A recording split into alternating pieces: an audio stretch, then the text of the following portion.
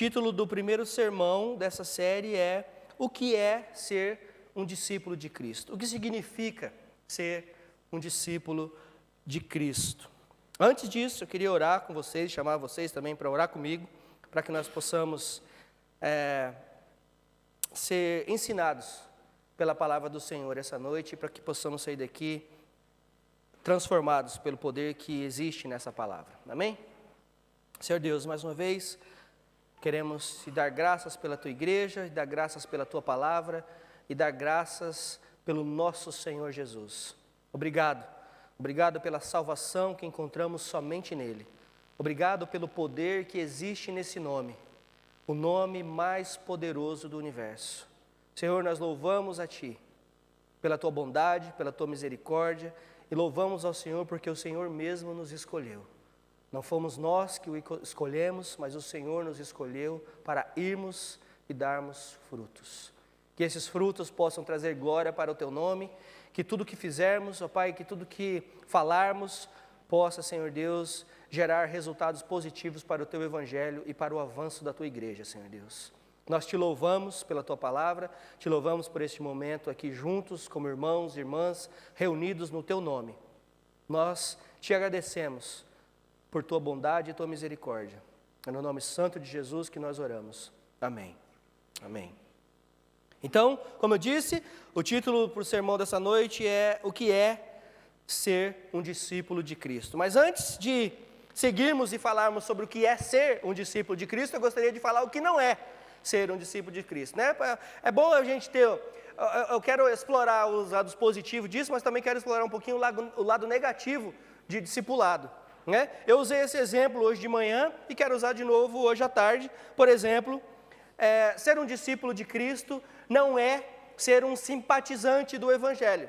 Ser um simpatizante do Evangelho não te faz um discípulo de Cristo. Por exemplo, eu gosto de futebol, mas eu não sou um fã de futebol. Eu vou ao estádio, talvez aqui 2, no máximo 3 vezes ao ano, e vou torcer pelo West Ham, olha que coisa.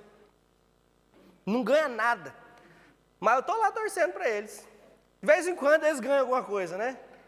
Mas eu estou lá torcendo para eles. Mas eu não sou um fã, eu não posso me intitular um fã de futebol.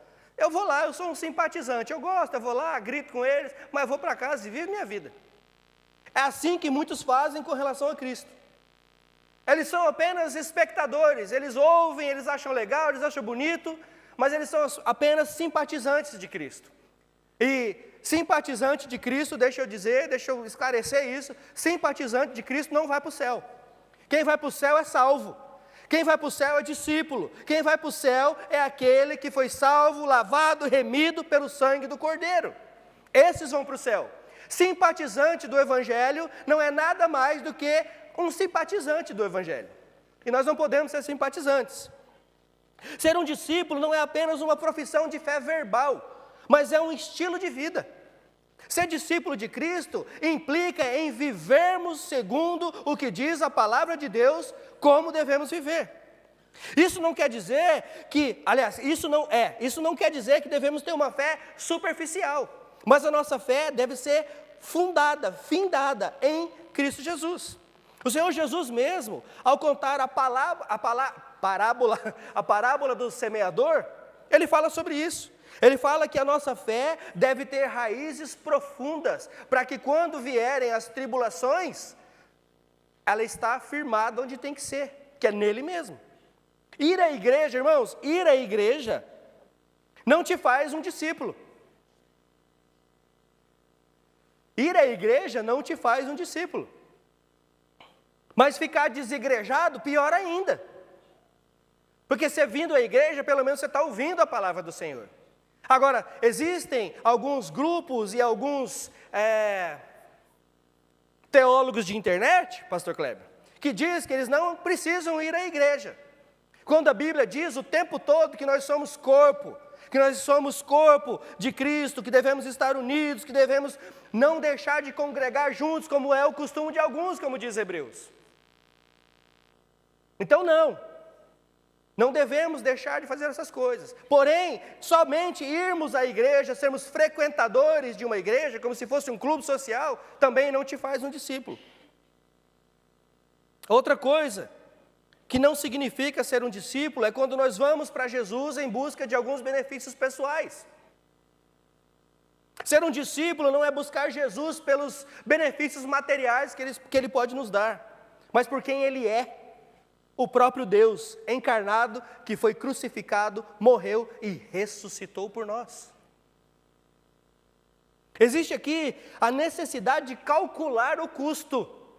De calcular o custo em ser um discípulo de Cristo. Quem é de vocês aí, a não ser que você seja um insensato, quem é de vocês que vai fazer uma obra, vai construir algo, ou vai, sei lá, comprar alguma coisa que não faz um planejamento sobre os custos que você vai ter acerca disso?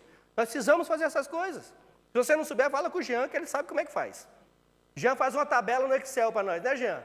Para a gente planejar o custo. E isso deve também acontecer na nossa vida espiritual. Nós precisamos entender e saber o custo de seguir a Cristo. Porque seguir a Cristo sem o custo devido não é seguir a Cristo, é ser um simpatizante do Evangelho, concorda? Então nós precisamos estar atentos a isso também. Um discípulo verdadeiro, ele está disposto a pagar o preço. A pagar o preço. Seja ele qual for. Enquanto o falso seguidor, ele se recua, ou ele recua diante das dificuldades, das adversidades, ou ainda, prega o evangelho da prosperidade. Eles dizem, venha a Cristo e tudo vai ficar bem na sua vida. Eles dizem, venha a Cristo e você vai prosperar. Venha a Cristo e você, venha a Cristo e você. É tudo acerca de você, nada acerca de Cristo. Isso não é evangelho. Isso pode ser um evangelho egocêntrico, mas não o evangelho cristocêntrico. Então nós não somos... Deixa eu falar uma coisa bem novidade para vocês. Nós não somos importantes. Não nesse sentido. Nós não somos importantes. Outra coisa, não dá para termos dois senhores. Um discípulo não tem dois senhores, ele tem apenas um senhor. Mateus 6,24 diz, ninguém pode servir a dois senhores, pois odiará um e amará o outro, ou se dedicará a um e desprezará o outro. Vocês não podem servir a Deus e ao dinheiro, ou às coisas desse mundo.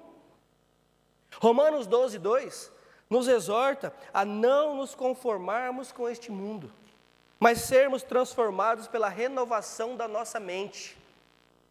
Um verdadeiro discípulo, ele vive de maneira contracultural, refletindo então os valores do reino de Deus. O que isso quer dizer? Quer dizer que o modismo mundano não deve adentrar a igreja. O que acontece? O que acontece é que nós somos enviados, nós somos comandados a levar a igreja para o mundo. E o que tem acontecido é, nós temos trazido o mundo para a igreja. É o contrário. É a igreja que tem que ir para o mundo. É a igreja que tem que ir lá fora e pregar Cristo ressurreto. Não é as coisas mundanas que devem adentrar a igreja e virar modismo. Hoje no Brasil é moda ser crente. Todo mundo é crente no Brasil. Sou gospel. Eu canto gospel. Sou evangélico. Não dá. Então, já percebemos, então já entendemos o que não é ser um discípulo, certo? Precisa de mais exemplos? Não precisa. Nós já entendemos o que não é ser um discípulo. Então agora nós vamos explorar o que é ser verdadeiramente um discípulo de Cristo. O discípulo de Cristo, ele deve negar-se a si mesmo, ele deve tomar a sua cruz, ele deve seguir a Jesus e priorizar o reino de Deus acima de tudo. E agora nós vamos para o texto que nós vamos explorar um pouco mais profundo hoje, tá bom? Abram comigo, por favor, as suas Bíblias em Lucas 9, Lucas capítulo 9, versos 23 a 25.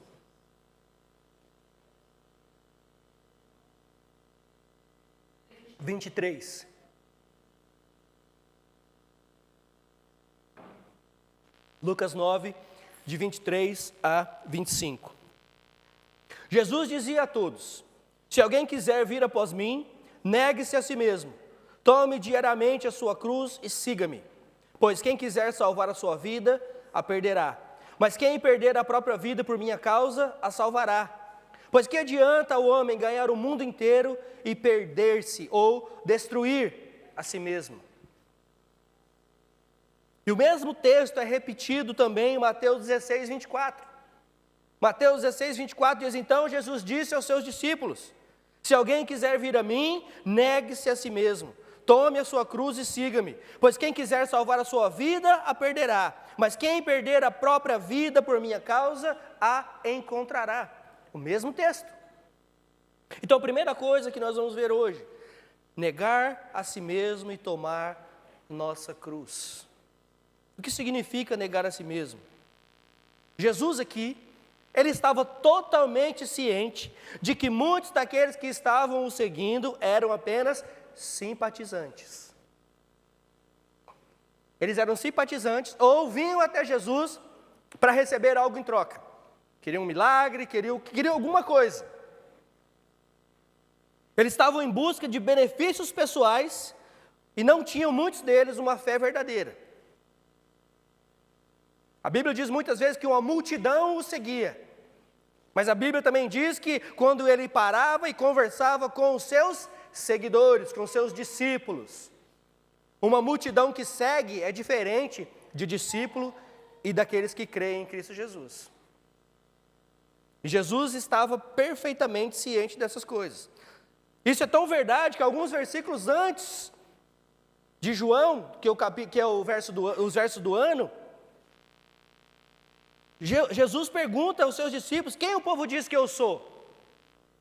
E eles respondem: uns falam que o Senhor é o profeta, alguns falam que é isso e aquilo outro. E aí Jesus vai direto ao ponto: e vocês? Quem vocês dizem que eu sou? Quem vocês dizem que eu sou? E aí Pedro responde: o Senhor é o Messias, é o Filho do Deus vivo. E aí Jesus responde: muito bem, Pedro, mas essa resposta não veio de ti, senão o Espírito Santo que te revelou. Porque de vir nada pode vir de bom, meu filho. É o Espírito Santo que revela. E aí a conversa segue, e o mesmo Pedro, veja isso. Olha como é que nós somos. Nós, seres humanos, limitados. Olha como é que nós somos. O mesmo Pedro que acabou de declarar: tu és o Cristo, o Filho do Deus vivo. Daqui a alguns versículos, começa a falar: não, Senhor, larga a mão desse negócio de cruz. Que negócio de morrer na cruz? Para que isso? A gente quer que o Senhor fique aqui com a gente. Jesus vai pensar: sai de mim, sai de reto, Satanás. Veja, olha só isso. O mesmo Pedro que andou com Jesus, o mesmo Pedro que viveu com Jesus, que andou com Jesus durante 3 anos, mais ou menos o tempo do seu ministério, que viu as curas, que viu ele ressuscitar gente, que viu ele curar cego, curar aleijado, no final, ele faz exatamente o que Jesus disse que ele ia fazer: você vai me negar. Não, imagina, se possível até morrer com o Senhor eu vou, por você eu vou. Vai nada.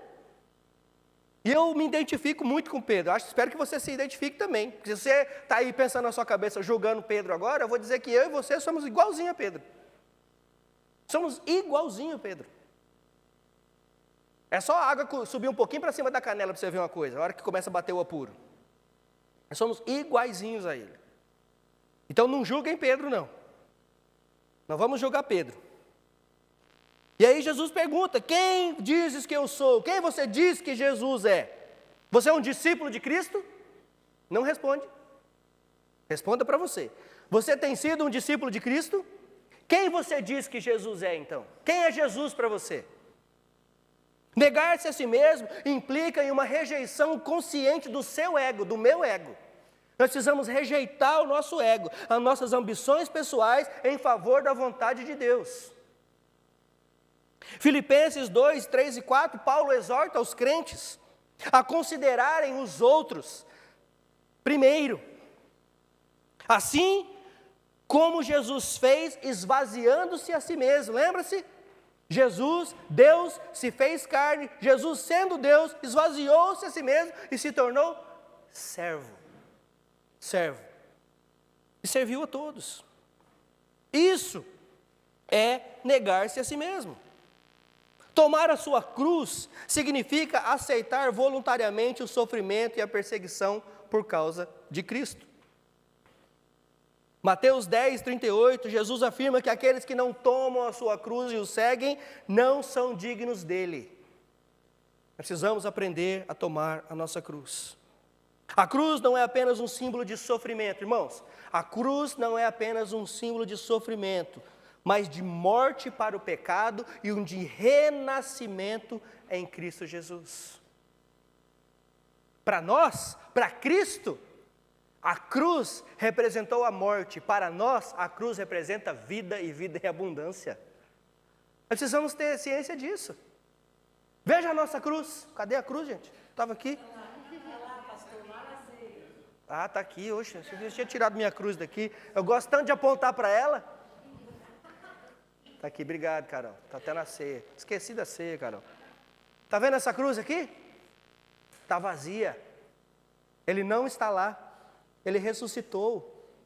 Então, para nós, isso significa vida. Esqueci da ceia, rapaz. Olhei para lá, olhei para cá. Cadê a cruz que estava ali? Né? O problema é que hoje, muitas vezes nós temos buscado apenas prazeres mundanos disfarçados de evangelho da graça. Nós mascaramos o evangelho com a nossa vontade, mascaramos o evangelho com o mundanismo, mascaramos o evangelho com a nossa vontade e dizemos, é o evangelho da graça. É o evangelho da graça. Muitos querem a bênção de Jesus, ou as bênçãos de Jesus, mas rejeitam a cruz. Rejeitam a cruz. Eles querem os milagres de Jesus, mas não querem a renúncia por Jesus. Eles querem o céu, mas rejeitam o arrependimento. Sem arrependimento, não haverá céu. Nós precisamos nos arrepender e crermos no Senhor Jesus. Isso é negar-se a si mesmo e tomar a nossa cruz. Em segundo lugar, seguir Jesus como nosso mestre. Como eu disse, nós não devemos ser apenas simpatizantes, nós não precisamos gostar de Jesus. Jesus não precisa que nós gostemos dele. Jesus, ele quer que nós o amemos e o seguimos. Seguir a Jesus significa adotar seus ensinamentos e imitá-lo em todas as áreas da nossa vida. João 13, versos 13 a 12, Jesus ao lavar os pés dos discípulos, olha o Pedro aqui de novo na cena, João 13, 13, olha Pedro aqui de novo na cena, Jesus ao lavar os pés do discípulo, adivinha o que Pedro faz? O meu não, Senhor, quem sou eu para que o Senhor lave meu pé? E Jesus aqui está dando mais um exemplo de humildade. O Deus encarnado, o verbo que se fez carne, se torna servo e vai lavar os pés do discípulo. De quem era o papel de lavar os servos quando alguém entrava numa casa, de lavar os pés de quem entrava numa casa e ia ceiar, lavar as mãos, os pés, do servo da casa, do servo da residência. Nós experimentamos isso na África quando fomos lá, né? A gente chegava na casa, vinha lá, geralmente a esposa do pastor ou uma das filhas do pastor. Nós entrávamos na casa e ela vinha de joelhos com uma bacia na mão, a gente ficava constrangido. Não, levanta, deixa que eu lavo. Não, eu vou lavar a sua mão. E a gente não queria, porque a gente ficava constrangido com aquilo. Mas na hora, quando ela fez isso, eu entendi. Talvez como Pedro se sentiu quando Jesus foi lavar o seu pé. E eu falava, não filha, levanta daí. Ela, não, eu vou lavar sua mão. E quando eu pedi um pano para limpar a minha mão, ela veio com a bacia e lavou. E quando eu olhei para o pastor, que era o dono da casa, ele falou, deixa. Eu falei, ok. Então, são coisas que a gente precisa aprender.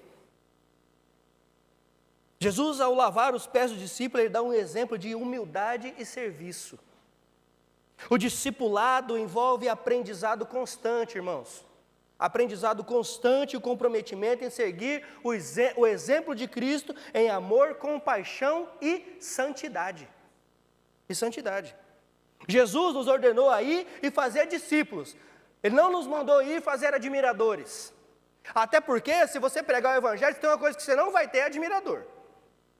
Se você pegar o evangelho verdadeiro, tem uma coisa que você não vai ter, é admirador. Você não vai ter admirador. Por quê? Porque um discípulo imita, enquanto admirador, talvez até goste do que você faz, mas não está disposto a fazer o que você faz. Essa é a diferença. Muitas vezes, ele até admira, mas ele não tem coragem de largar tudo e seguir a Cristo. Ele até admira o que você fez. Talvez a sua família, talvez os seus amigos, eles dizem, olha, que coisa legal, hein, que você fez. Você largou tudo e foi seguir a Cristo, você largou tudo aquilo que você fazia, você fez, até mudou de vida e foi seguir a Cristo. Que legal. Aí você fala, então faça isso. Você, não, isso não é para mim não. Eu só te admiro. Esse não é o chamado. O chamado é para largar e ir e fazer discípulos. Outra coisa que nós precisamos entender de ter Jesus como nosso mestre é obediência e fé. Às vezes nós só pegamos a primeira parte, talvez, do que nós sabemos que Jesus é para nós. Jesus é o nosso Salvador. Nós esquecemos da outra, que Ele é também nosso Senhor. E também é o nosso Senhor. Em João 14, 23 de João declara que aquele que o ama obedecerá a sua palavra. Seguir a Jesus exige fé e obediência incondicional. Mesmo quando os caminhos de Deus não são tão compreensíveis quanto nós pensamos, ou fáceis quanto nós gostaríamos que fosse. Hoje, infelizmente, a ciência, ela tem ensinado que se você quer ser feliz, que na verdade você merece ser feliz, é isso que dizem para você, você merece ser feliz. Você pode, você deve ser feliz. E para que você atinja esse grau de felicidade, você deve então se redescobrir. Você deve deixar as suas emoções vir à tona. Você tem que ir ao passado e ver onde estão os seus traumas, onde estão os seus desejos mais escondidos. E você então se redescobrindo, você então faça essas coisas que você deixou de fazer, ou que você foi proibido de fazer, ou que você foi, de certa forma, reprimido. Faça, siga o seu coração, eles dizem. Siga o seu coração e vá direto para o inferno. Vá direto para lá, porque é para lá que o nosso coração vai nos levar. Porque a Bíblia diz que o nosso coração ele é enganoso. Essa conversa de crente que, olha, siga o seu, se Deus tocar o seu coração, é nada. É nada. É só uma outra maneira de dizer, pastor Kleber, faça o que você quiser, fica tranquilo, que Deus vai te abençoar. É só uma maneira de dizer isso. Essa coisa de seguir, irmãos, essa coisa de seguir o coração é perigosa. Essa coisa de você tentar se redescobrir, você vai redescobrir o velho homem e a velha mulher que existia antes, e você vai querer trazê-lo de volta. E aí você vai querer viver os mesmos prazeres que você vivia lá então, e que esse homem e essa mulher foram, segundo diz a palavra, sepultados no batismo. Porque é isso que para nós o batismo significa. Quando você desce as águas, você está declarando para todo mundo que você morreu para o mundo, e ao levantar você está dizendo, eu ressuscitei com Cristo Jesus e hoje eu tenho uma nova vida. Então quando você se redescobre, como eles dizem, você quer voltar para a antiga vida que você vivia antes, e você sente vontade, não diga que não sente, porque nós sentimos. Então cuidado com essa falácia, porque isso é um ensino do diabo. Isso não é bíblico, isso na verdade é antibíblico. É totalmente antibíblico. Porque a Bíblia diz que em Cristo Jesus nós somos nova criação. Tudo, absolutamente tudo passou. As coisas antigas passaram e eis que tudo se fez novo. Nós somos novo homem, nova mulher, nova criação em Cristo Jesus. Tentando se redescobrir, você encontrará o seu velho eu. E eu não gosto do meu velho eu. E espero que você também não goste do seu. O seu velho eu, o meu velho eu, nós temos que pisar na garganta dele, assim, é deixar ele lá embaixo. Pisa na garganta dele, deixa ele lá morto, sepultado. Não deixa ele se levantar. Nada de bom pode sair disso. Absolutamente nada. Quando nós fazemos isso, isso é a mesma coisa que buscarmos salvação fora de Cristo. É a mesma coisa que buscarmos um gozo eterno, buscarmos uma satisfação total que temos somente em Cristo Jesus, fora dele. Que aí nós buscamos satisfação pessoal. Nós acabamos de dizer que para ser discípulo nós temos que negar a si mesmo, carregar a nossa cruz, e aí vem esses abençoados e diz que você tem que se redescobrir, tem que seguir o seu coração, pastor Kleber. Isso não é ser discípulo de Cristo. Não é, nunca foi e nunca vai ser. Assim como não existe salvação fora de Cristo. Não existe nenhum outro nome pelo qual o homem deva ser salvo. Mas ao nome de Cristo Jesus, todo joelho se dobrará e toda língua confessará: Tu és o Senhor. Somente Ele. Então, negue-se a si mesmo, tome sua cruz, seguir a Jesus como mestre. Terceiro, priorizar o reino acima de tudo. Em Mateus 6,33, o Senhor Jesus diz que nós devemos buscar primeiro o reino de Deus e a sua justiça, e todas as outras coisas nos serão acrescentadas. A vida de um discípulo, ela é marcada por uma prioridade singular.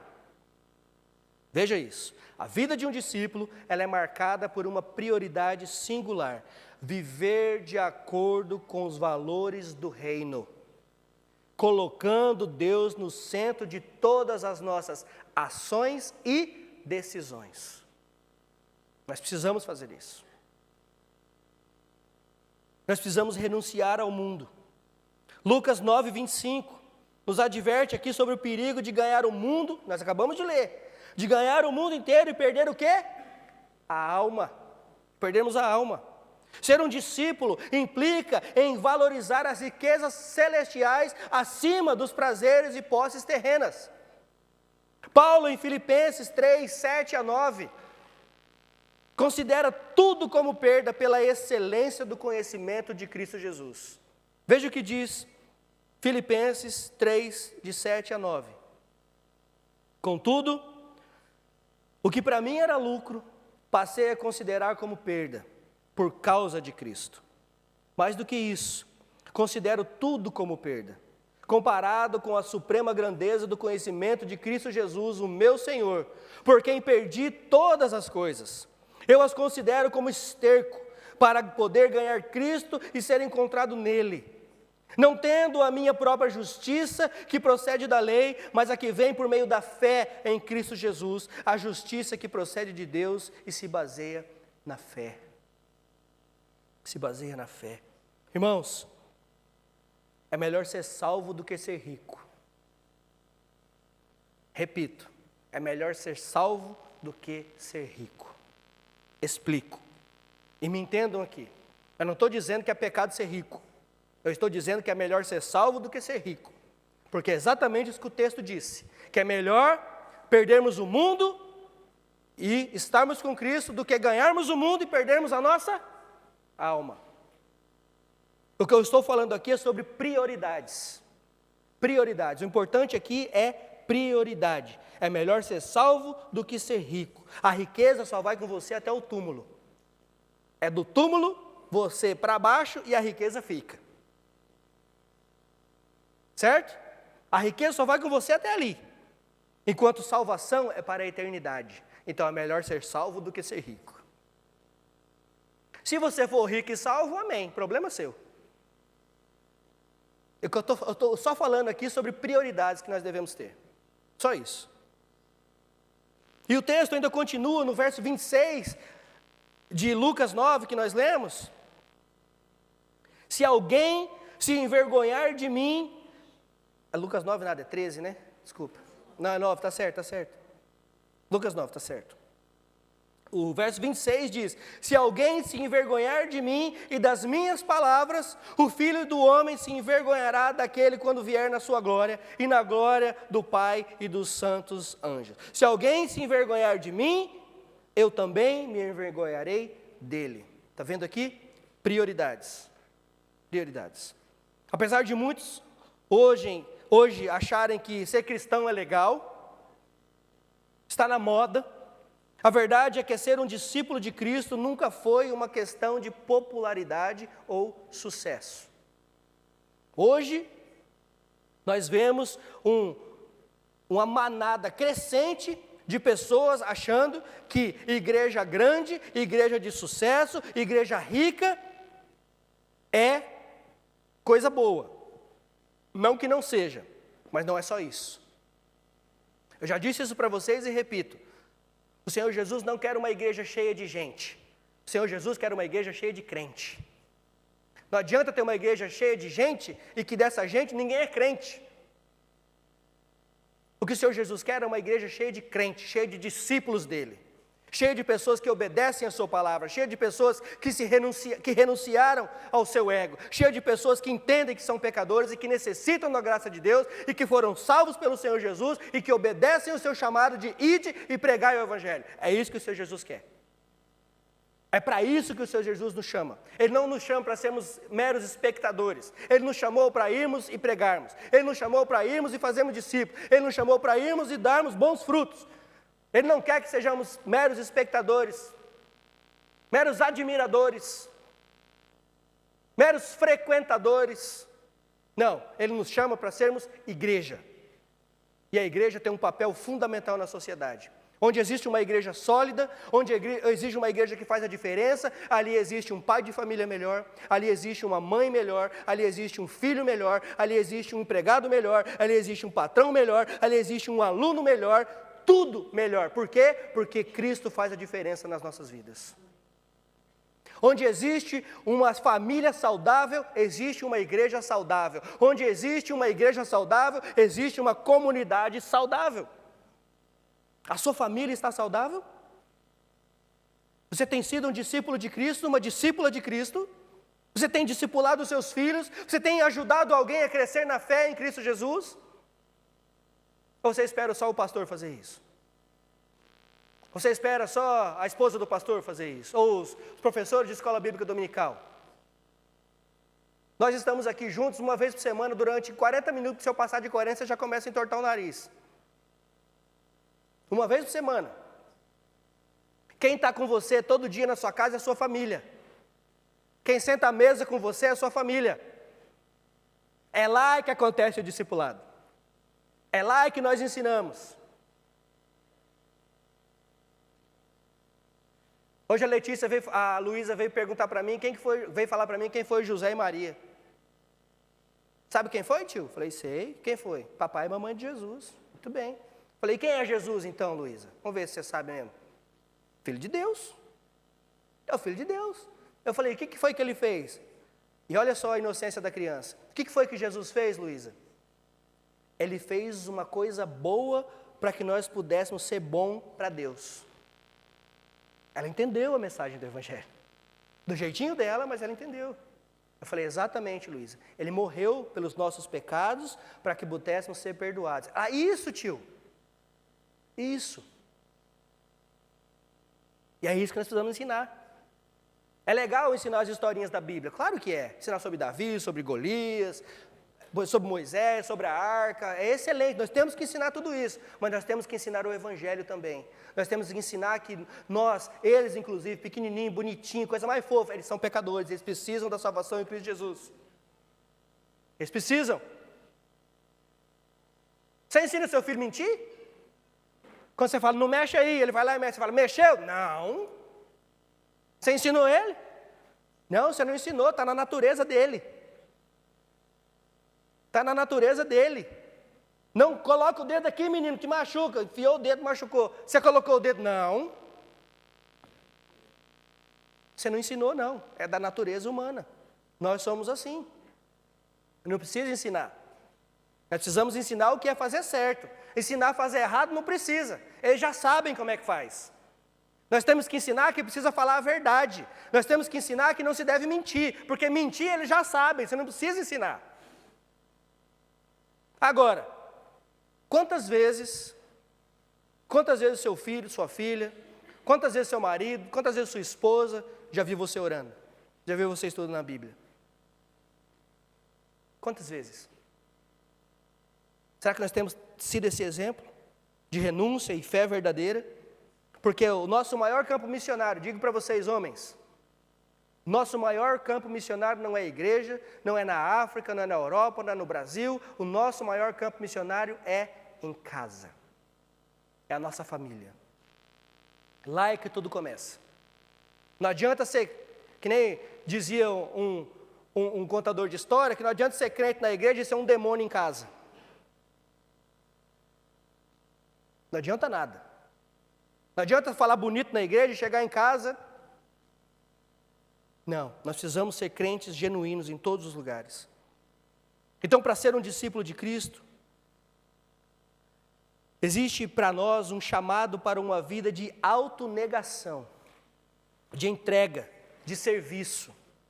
Envolve tomar a cruz diariamente, envolve seguir o exemplo de Jesus, envolve priorizar o reino de Deus, e esse caminho não é fácil. Ele não é fácil, nunca foi e nunca vai ser, e o Senhor Jesus nunca prometeu que seria. É por isso que eu digo que o falso evangelho prega um caminho fácil. O Senhor Jesus nunca disse que seria. Tanto que Ele mandou que a gente pegasse a nossa cruz.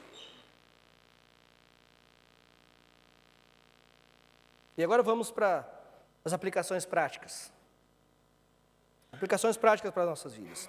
Vamos nos lembrar do Salmo 139, onde o salmista diz que ele afirma que o Senhor sonda e conhece o coração. Que o Senhor sabe as suas palavras antes mesmo que elas saiam da sua boca. Esse é o Deus que nós servimos. Ele sonda e conhece. Ele sabe todos os nossos pensamentos. Ele sabe as palavras antes que eu diga algo, o Senhor sabe delas.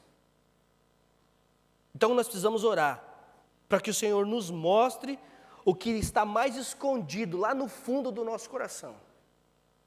Nós precisamos identificar as áreas onde o nosso ego e as nossas ambições ainda dominam e precisamos entregá-las aos pés de Cristo Jesus.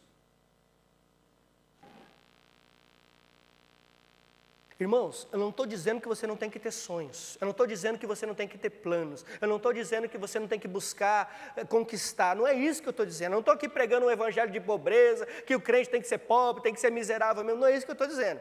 Eu estou dizendo que nós devemos colocar as prioridades no seu devido lugar. Só isso que eu estou dizendo. É como eu disse, se você é pobre e salvo, amém. Se você é rico e salvo, amém também. O que não pode é ser pobre, rico e perdido. É isso que não dá para ser. Nós precisamos crer nessas coisas. Então nós precisamos orar para que o Senhor nos mostre onde está naqueles cômodos mais profundos do nosso coração, os nossos desejos, as nossas ambições, que ainda nos dominam, que ainda nos tiram da presença de Cristo, que ainda nos afastam. E nós precisamos entregar isso tudo aos pés do Senhor. E precisamos pedir perdão por elas. Comprometa-se com o serviço. Busque maneira de servir os outros na sua comunidade, na igreja, imitando o exemplo de Jesus. Sirva com amor, sirva com dedicação. Eu não estou dizendo para você servir com perfeição, mas faça o seu melhor na hora de servir. Priorize o reino, reavalie as suas prioridades diárias, decida colocar o reino de Deus e a sua justiça em primeiro lugar.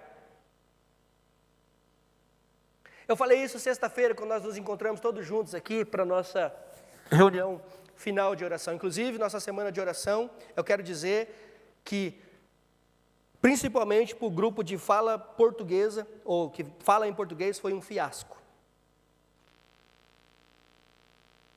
Foi um fiasco. Nós iríamos fazer esses encontros aqui na igreja, nós decidimos fazer pelo Zoom, para ver se melhorava, porque estava muito frio também. O dia que nós tivemos mais gente, foram 6 pessoas, pelo Zoom. Então, isso me manda 2 mensagens. A primeira é que você não está nem aí para os eventos que acontecem na igreja, e a segunda é que você não precisa de oração, está tudo bem com você. Não precisa, está tudo bem comigo. Não é possível que você estava ocupado de segunda a sexta, 8 horas da noite, a não ser que você trabalhe à noite. Não é possível. Então aqui é o que eu digo para nós colocarmos as coisas como prioridade. O que tem sido prioridade para nós? De verdade. De verdade. Ah, mas esse negócio de estudar, de falar, pois é. Aí quando dá ruim, adivinha onde vai? Resolve aí meu problema, pastor, se vira. Resolve aí, líder da igreja, se vira. Irmãos, nós precisamos inverter ou reverter as nossas prioridades. Priorize. Não diga que você não tem tempo para Deus. Eu vou usar o exemplo que eu usei hoje de manhã, tá? Meu professor da universidade, 25 anos atrás. A gente trabalhava de dia e ia para a universidade à noite. Das 7 às 11 da noite era o horário de aula. E aí o abençoado dava lá 5, 6, 7, 10 capítulos dos livros e falava assim, ó, eu quero um trabalho para depois da manhã. E aí todo mundo reclamava, falava, ô professor, a gente trabalha o dia todo, vem para a faculdade de noite, você está 2 dias para a gente ler tudo isso. Ele falava, virava para a gente e falava assim, o que você faz da meia-noite às 6 da manhã? Vai ler, vai estudar. Aí a gente ficava mais brabo ainda. Mas o que ele estava querendo dizer com isso? Você não quer ter um diploma? Você não quer estudar? Você não quer ser um profissional bem-sucedido? Então tem que pagar o preço. Você não quer ser um crente bem-sucedido? Você não quer ser um crente de verdade? Você não quer ser um discípulo de verdade? Então pague o preço, irmãos. Só não vem me dizer que você não tem tempo para Deus. Não vem me dizer que você não tem tempo para cuidar da sua saúde. Precisamos também cuidar da nossa saúde. A saúde, essas 3 áreas precisam estar conectadas. É a saúde espiritual, é a saúde mental e a saúde física. Porque se uma não estiver boa, a outra também não está. Precisamos cuidar disso. E eu não estou falando aqui de estética, de ficar bonitinho, fortinho, de barriguinha tanquinho, não. Eu estou falando de saúde mental, de saúde espiritual. É saúde, nós precisamos ser crentes saudáveis. Crente saudável faz uma igreja saudável, amém? É isso, precisamos cuidar da nossa saúde. Ou você vai me dizer que se você estiver doente, você vai ficar na cama orando, lendo a Bíblia. Se você estiver desanimado, se você estiver emocionalmente abalado, você vai deitar na cama? Não, você vai querer tomar remédio para dormir. Se não, para morrer. Então nós precisamos estar bem. Física, emocional e espiritualmente. Prioridades. Não venha me dizer que você não tem tempo para cuidar de você, da sua saúde. Porque se você estiver trabalhando muito, não cuidar da sua saúde, mais na frente você vai ter que gastar todo o seu dinheiro para cuidar da sua saúde. Se der tempo. Então nós precisamos pensar nessas coisas. Desenvolva uma vida de obediência. Estude a palavra de Deus, ore a Deus regularmente, peça por graça para obedecer aos seus ensinamentos em todas as áreas. Não dá para... Tem alguns crentes, ou pseudo-crentes, que dizem que crê no Novo Testamento, mas não crê muito no Antigo Testamento não, porque parece que tem umas coisas lá que não faz muito sentido. Ah, tem uns que, eu creio nos evangelhos, mas as cartas paulinas eu acho que não é Bíblia. Ah, eu creio nos 5 primeiros livros da Bíblia, mas nos outros 61 não creio não. Ou você crê ou você não crê. Ou você é ou você não é. Ou você está ou não está. Não existe meio salvo. Você já viu alguém meio salvo? Já viu alguém meio salvo? Já viu, Maressa? Não, né? Até a Maressa riu. Está até prestando atenção. Né, Maressa? Você já viu alguém só entrar metade no céu e a outra metade para o inferno? Não tem, não existe, não dá. Não tem meio salvo, Maressa. Quem mandou sentar na frente, está vendo? Então, irmãos, sejamos crentes genuínos, discípulos verdadeiros de Cristo Jesus. Para terminar, antes de nós compartilharmos da ceia do Senhor, e diga-se de passagem, para quem é a ceia do Senhor? Para os salvos. Para os salvos. E hoje o Paulo veio falar comigo, pastor, É que eu vim de uma igreja lá do Brasil, e vocês vão tecer, será que eu posso tomar a ceia com vocês? Será que eu posso participar? Deve! Deve, porque a ceia do Senhor não é para Cliff Oak Church, a ceia do Senhor é para a igreja de Cristo. A ceia do Senhor é para o salvo. A ceia do Senhor é para aquele que se identifica com Cristo e tudo aquilo que Cristo fez na cruz do Calvário por ele. Tem aqui o irmão e a irmã aqui também, que são de outra igreja lá do Brasil. Vocês devem participar. Vocês não podem, vocês devem participar. Por quê? Porque o Senhor Jesus diz que todo aquele que crê em mim deve fazer isso. Porque eu faço com vocês uma nova aliança, a aliança do meu sangue. Façam isso até que eu venha, até que eu volte. Então, a ceia do Senhor é para aquele que crê em Cristo Jesus como seu Senhor e Salvador.